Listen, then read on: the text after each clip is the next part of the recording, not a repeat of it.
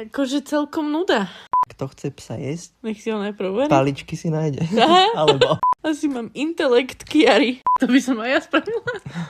Ako vždy, tak aj dnes na úvod epizódy vás chceme požiadať o like, odber, komentár, ale naozaj komentujte, lebo stále to nerobíte. A poďme sa rozprávať o Rúži 17.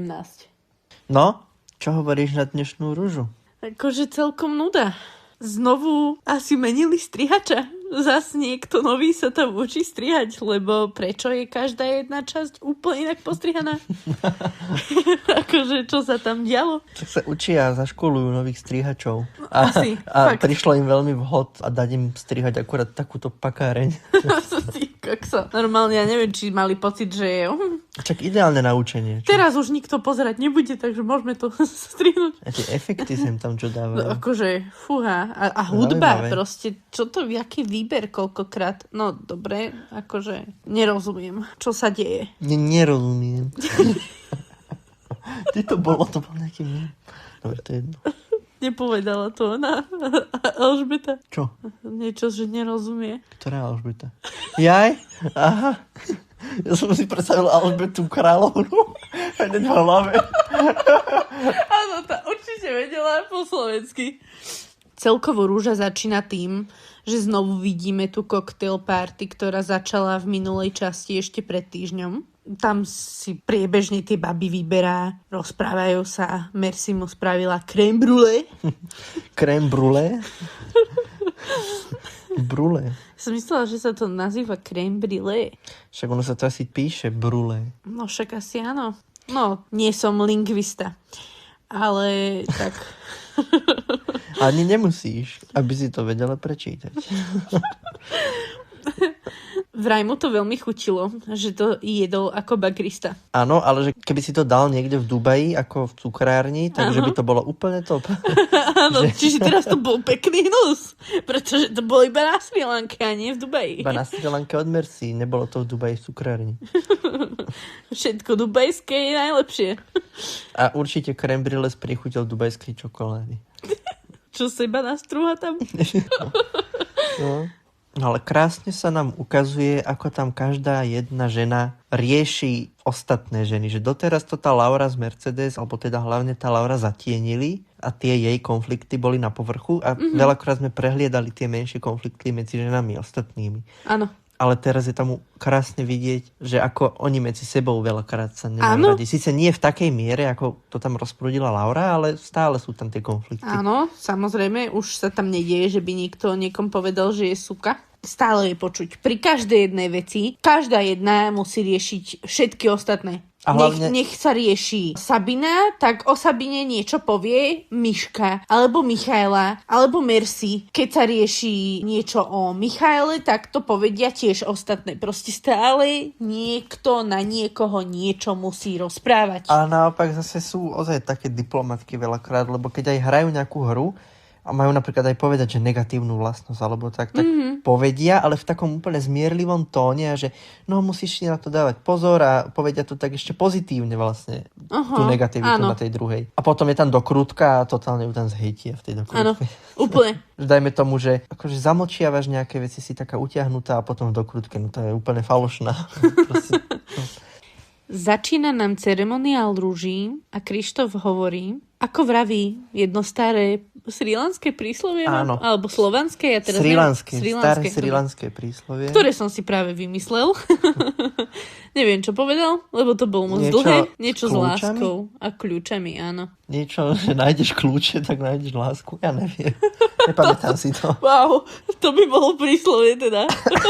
To je podobné, jak staré čínske príslovie, že kto chce psa jesť, nech si ho najprv uverí. paličky si nájde. Alebo môže byť aj tvoja verzia.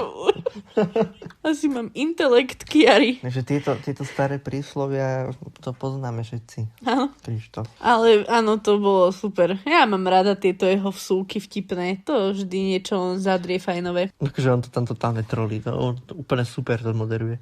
Áno. Ale veľakrát s jakým takým flegmatickým tónom to rozpráva. Áno. Že no, ideme, poďme. Ženy tam komandujú. Áno. Ale tentokrát sa Aďo rozhodol, že chce spraviť ten ceremoniál trošku inak. Nezavolá si najprv tie baby po mene, ale najprv povie ten svoj prednes, ktorý má pre ne pripravený a až potom povie meno. Čož ale vidíme, že Aďo sa dosť mýli v tých prednesoch a trafí sa možno tak na 20%. No, takže 2. Aďo sa celkom mýlil v tom, čo rozprával. Akože ja som vždy typovala, že na koho to rozpráva, vždy som typla zle. A hlavne Aďo tam asi v 2-3 prípadoch niečo povedal a my sme tipli osobu, na ktorú to vôbec nesedí a bola to práve tá osoba, na ktorú to Aďo myslel. Mercedes napríklad, alebo ďalšie. Tak to určite nie je táto. A z ničoho niečo zavolal. Áno. No to bolo také vtipné. Ale Aďo má tiež skreslený obraz, pretože on ich vidí len kúsok dňa. Áno. Alebo len časť z nich. Tú pretvárku hlavne. Tak. To zase nemôžeme hodnotiť, že Aďo bude presne vedieť, aká ktorá je, lebo však my to vieme inak zase z telky. Ale trafili sme sa aspoň na Michailu, lebo povedal, že ju videl aj smiať sa, aj plakať. Tak to sme vedeli. Nám bolo jasné. Ale to už som sa bála, že takto, keď som neuhadla ostatné, tak toto čo, ak to bude, ja neviem, Nela. No a odchádza nám na konci ceremoniálu Michel. Čo je vlastne povedal? Že má vysoké nároky, ktoré on pravdepodobne nevie splniť. Aké sú tie vysoké nároky, neviem, lebo ja som to tam nezachytil. Hovorila to v minulom dieli? Neviem o tom. Je to možné. Strátil, možno pri tých smetiach. Nedávali pozor. Možno zberali smeti a sa tam rozprávali, aké majú vysoké nároky. Áno, ale ona aj potvrdila potom, že áno, ona má vysoké nároky, ale ona ich znižovať nebude. Áno, že ona sa za ne nehambí. Dobre, choď ďalej, v poriadku. Konec. Nikto ťa za to nekritizuje. Presne. No lenže my zase trepeme. My sme si hneď uvedomili, ako sme vydávali ešte minulý víkend tú rúžu, že my sme zase povedali sprostosť, Phil. Žiadne Tady Orel. Mercedes?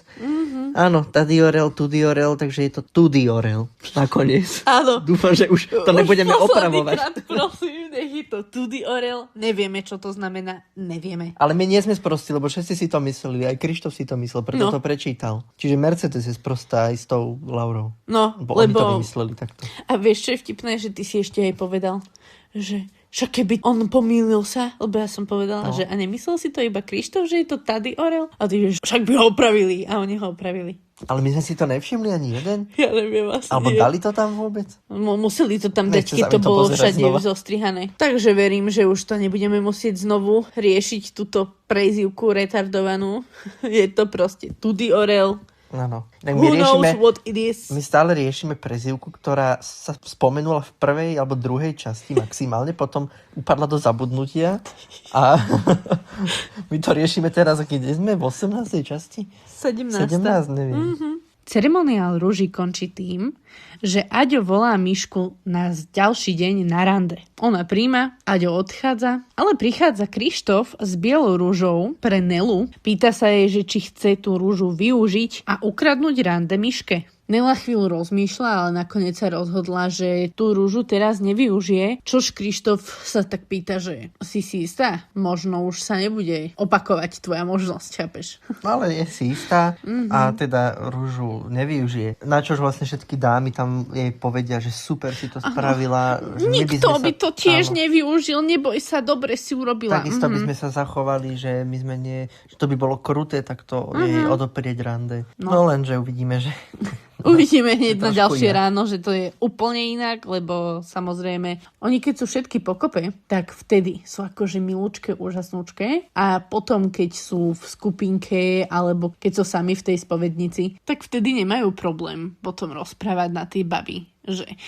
nie sú takéto a takéto a onaké a makové a neviem aké lekvárové rovno. Lebo však v dáve sa vždycky stratí tá individualita a ten tvoj názor, tak keď je človek sám so sebou a rozpráva svoj názor sám pre seba pred niekým, tak samozrejme, že skrýva to, čo ozaj chce povedať, alebo ten svoj pravý názor. Kdežto v tom dave sa to stratí, takže sa môže stotožňovať s tým davom. Upadá tam tá tvoja zodpovednosť individuálna. Rozumiem. Keďže Nela nevyužíva svoju rúžu, takže Miška ide na rande, ktoré je v džungli. Najprv sedia na kameni, rozprávajú sa, z toho by ma asi zadok bolel sedieť iba na holom kameni a mať pod sebou iba tenkú deku. A ešte na hen takom krivom. hrbolatom. Úplne. Aďo si dáva dole tričko z toho hýka. Je to romantická scéna. A on jej povie, že však môže si dať dole šaty. Určite. Hej, keď pod nimi nič nemá pomaly, chápeš? Je to skrátka romantická scéna uprostred lesa, ktorý vyzerá ako barziaká bačorina pre lesnú zver v barziakom lese. V barziakej dedine. Áno, presne tak. Potom sa idú okúpať spolu a boskávajú sa a začne búrka, takže tak. Takže majú romantické rande v búrke ako z filmu, ešte sa tam aj poboskajú. Áno. Chýbal už len blesk, ktorý by tam do tej vody buchol. A v tom by bola zábava. Áno, veľká. Mali by content. Čo by sa o tom písalo? Koľko? Ty kokso. To bol raj pre ale novinárov. to by sme ani aj pre nepozerali, lebo keby tam skapali v priebehu natáčania, tak asi by sme nevideli nevideli nič. A tak nemusia by nič. skápať, mohli by len ochrnúť. A potom iba prebiehajú do nejakej kôlne v plantáži. A že my sme zabudli k tomu rande ešte jednu vec povedať. Ešte pred tou búrkou, čo povedala Miška Aďovi. Áno, ona povedala, že už zažila všetky ťažké chvíle v živote. Teda, že asi že zomreli jej nejakí blízky, mama a babka konkrétne. No a... Keby ste nevedeli. Áno, inak ozaj. No a Aďo hovorí, že pre ňoho by to bolo tiež ťažké. Miška mu na to odpovedá, že dúfam, že to nezažiješ, tú stratu blízkych, myslela. No. A my na to hovoríme, že OK, tak zomri teraz hneď, v tomto momente, áno, a nezažiješ. Ona vlastne nepriamo tým povedala, že dúfam, že teda zomrieš skôr ako všetci ostatní blízky, ktorých poznáš. Lebo aká je iná možnosť nezažiť túto stratu? No však, ako každý zažije takúto stratu, tak minimálne rodičov, no. Alebo, neviem, nejakých samozrejme nie blízkych každý. Starších. Akože áno, stáva sa, že rodičia prežijú svoje dieťa, ale väčšinou je to normálna, bežná vec, že tí rodičia zomrú skôr, pretože sú, že by starší. A minimálne aj tí starí rodičia, alebo aj mnohí iní, aj mladší z tvojho života, ľudia pre teba dôležití zomrú v priebehu tvojho života, to sa stáva. Skôr by mu mala popriať, že dúfam, že to vždy zvládneš. Že to zvládneš sa s tým popasovať a že to bude proste, že sa pripravíš, alebo ja neviem, nie, že to nikdy nezažiješ. No. Však, lebo to že k tomu popriala tak kap. Skap proste do rána. Nedomyslela to Miška, nedomyslela to podobne, jak s tým kilom cukru. No. A múky a čo to tam a peria a zlata no. a všetkého a papiera. Ona to tak zle vyvažuje celé, ale však to jej odpustíme. Je právnička. A chce trestné právo.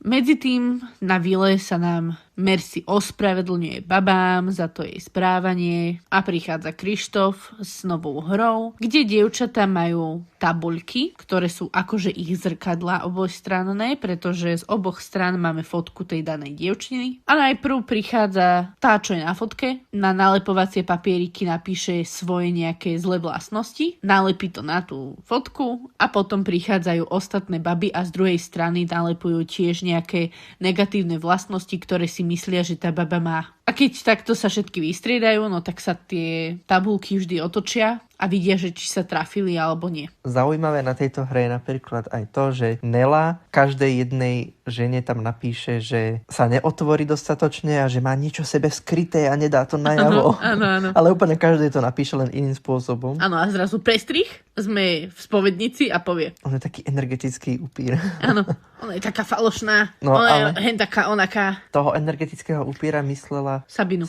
Áno. A Áno, Sabina je ona taká tetka. No taká ona stará tak tetka. No. Rozpráva koľkokrát, ona myslí si, že jak je vlastne nad vecou, ale ona má tiež ten taký syndrom tej myšky, že má pocit, že sa musí ku všetkému vyjadrovať. Lebo si myslí, že je najmudrejšia z nich všetkých a najvyspelejšia a najviac prežila toho a neviem čo všetko.